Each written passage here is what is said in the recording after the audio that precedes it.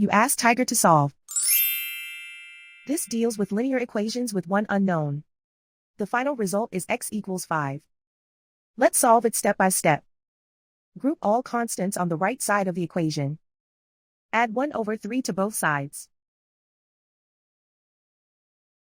Combine the fractions. Combine the numerators. Reduce the zero numerator.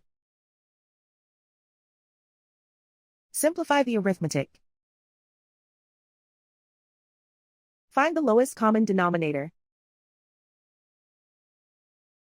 Multiply the denominators. Multiply the numerators. Combine the fractions. Combine the numerators. Isolate the x. Multiply both sides by 6.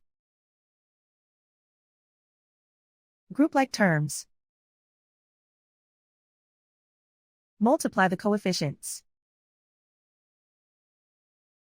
Simplify the fraction. Multiply the fractions. Simplify the arithmetic.